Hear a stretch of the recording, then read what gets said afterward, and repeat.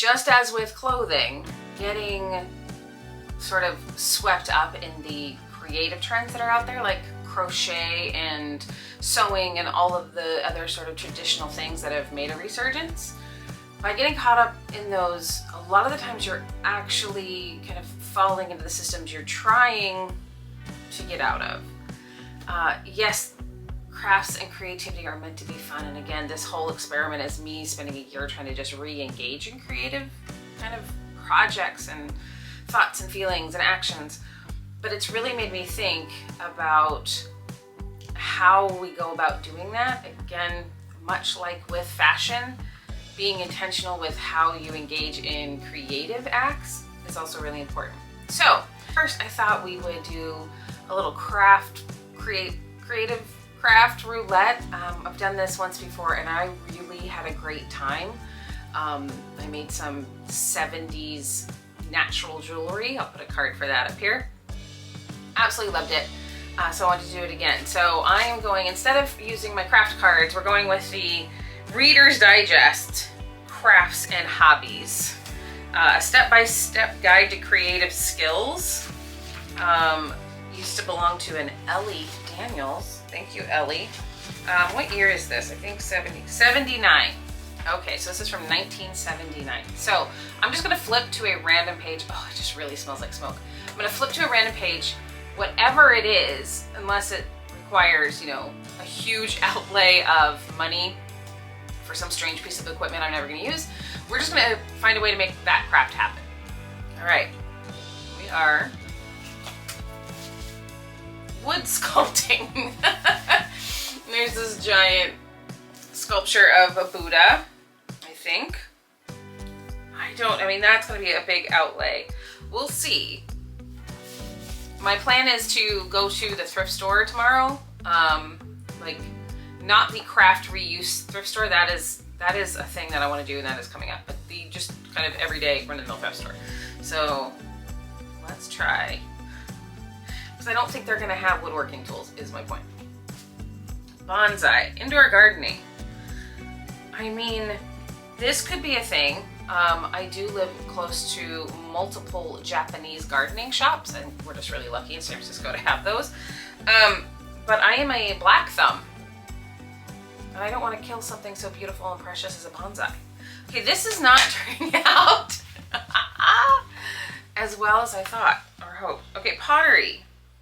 I can sign up for a pottery class. This was just meant to be a quick, a quick thing. This pottery is requiring a wheel and all of the things. I mean, it is a step-by-step, but it does require a pottery wheel. All right, one last shot, and then if this doesn't pan out, we're gonna choose another book, because I have multiple crafting books. Drawing, yay! All right. Okay, so drawing, there's a whole section on drawing. Okay, so I opened to the perspective section. Drawing as an art, it kind of goes through some of the tools. Okay, drawing. I've got a sketchbook, I've got some pencils.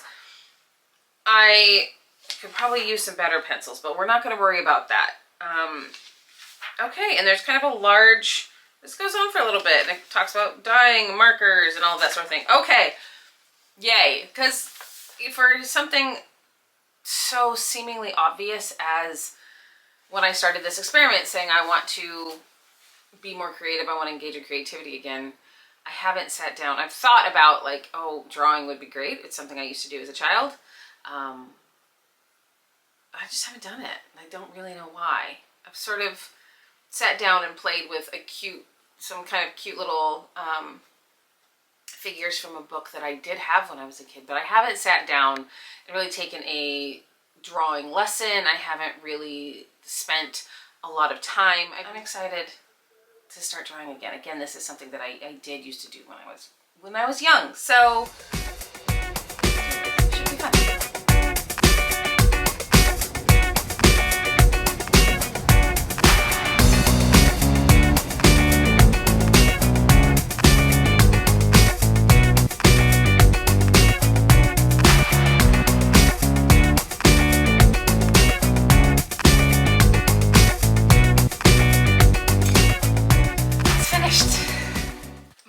little embroidered purse.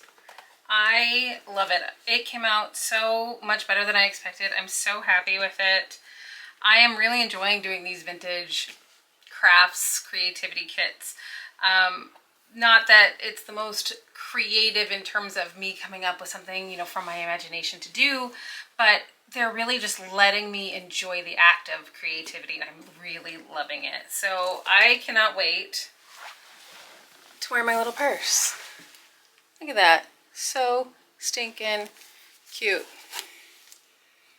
I love it. So this was this vintage stitch tone handbag kit. I absolutely loved it. It was fairly simple and just really fun. And now I have this just incredibly cute purse that I get to wear, and I'm just so glad I finished it. So now that it's done, I can move on to the creativity roulette. And it's the perfect day. Here in San Francisco, it is July, which we call No Sky July, because it is very foggy, very windy, very overcast.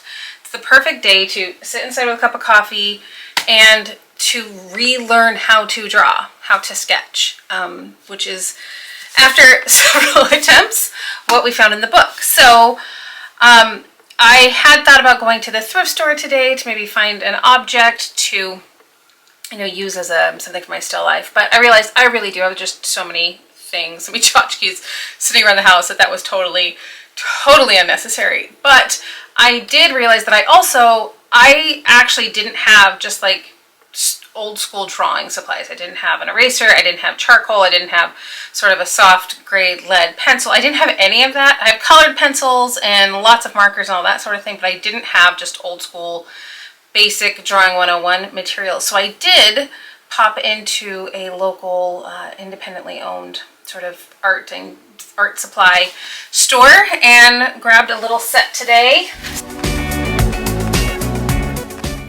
So as I've been spending this year really trying to rediscover my creativity, I've been doing my best to not focus on trendy creativity, not, kind of going on anti-trends. Really think about crafts that make me calm or excited, but out of enjoyment, not out of consuming or conforming to what all of the Pinterest girls are doing. Just really finding things that I'm going to find long-term enjoyment, or I guess even short-term enjoyment, but that aren't a huge outlay of money, that aren't about consuming, but truly are about just finding that moment of the brain fizzing and popping and being creative and truly enjoying it without worrying about if it's aesthetic. But this was truly such a lovely cold gray San Francisco afternoon. Got to pick up myself, some new art supplies, hit the bookshop, take myself out to lunch, which of course was clam chowder at a wonderfully fresh seafood restaurant with a new book. And it was just truly, truly a lovely afternoon. And I was really happy to have done it. So this has everything in it that I could need. It's got charcoal pencils, graphite pencils, pastel stick for sepia, the white pastel stick, erasers, sharpeners, all of that. And it all comes in the one little pack. So I'm super excited. I really do like, if at all possible, giving my little small local businesses money. So I, popped in, took a look around, grabbed this, and I do have my sketchbook that I've had kicking around for a while. So we're gonna just see how this goes today. I'm not expecting miracles. I'm not expecting to walk away today feeling like, yep, I'm an artist. But I am actually genuinely really excited to draw a little bit. So that's what's going to happen.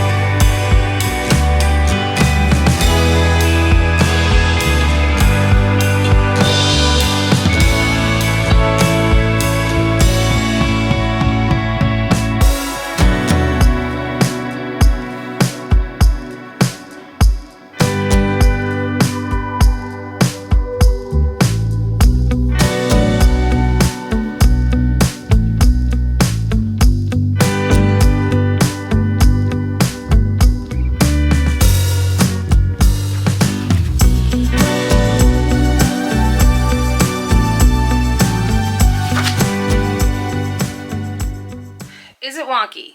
Yes. Is it wobbly? Absolutely. Are my fingers filthy? Totally and completely.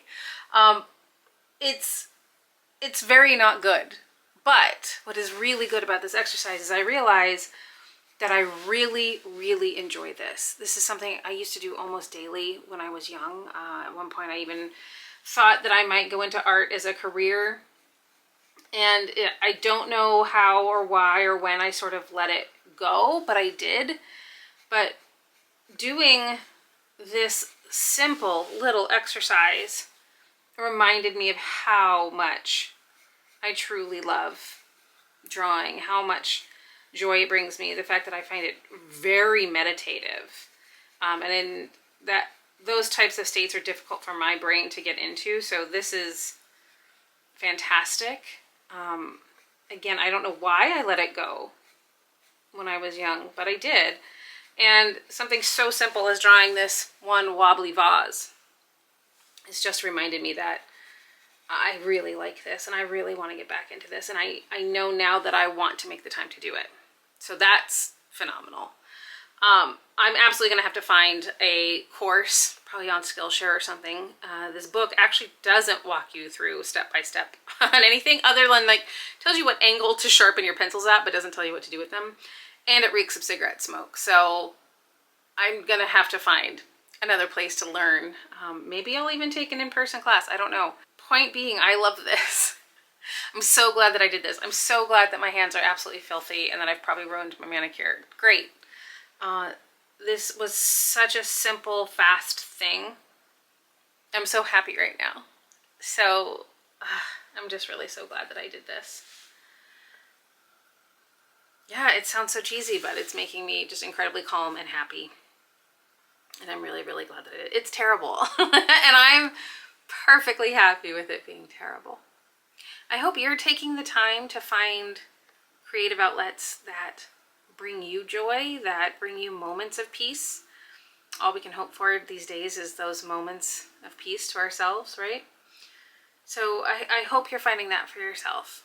If you want to follow along with me rediscovering my creative practice, me getting back in touch with creativity as a whole, hit subscribe, follow along. Please let me know in the comments if you've recently had anything that you used to do as a kid and that you've sort of rediscovered or redid, even if it's just not something creative, but something really fun, anything.